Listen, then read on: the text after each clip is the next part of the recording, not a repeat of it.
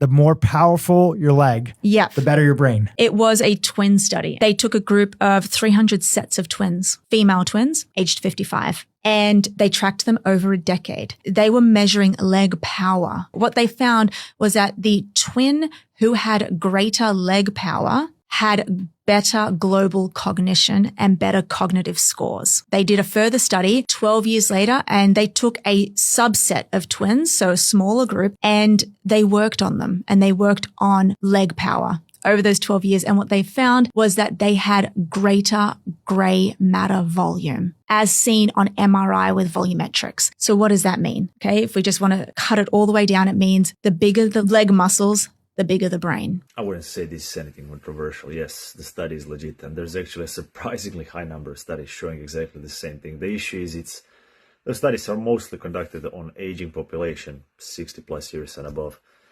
And it's only an indicator of correlation, not necessarily causation, because mechanisms behind it are 100% clear. The leading theory is that it's a simple matter of increased blood perfusion to the brain. Increased blood flow to the brain, which means brain receives more oxygen and nutrients. The reason why I'm saying correlation, not necessarily causation, beside the fact we're still not 100% certain why, is because if the actual reason behind it is increased blood perfusion to the brain, that would basically indicate increased physical activity or intense physical activity is what's giving people those benefits, not necessarily training legs or increased leg strength. And the obvious fact, increased or higher levels of leg strength indicate that individual is more physically active. But considering most of those studies are done in aging population, not all of them, but most, and if increased blood flow to the brain is the actual reason behind those benefits, that would basically indicate increased physical activity slows down cognitive aging.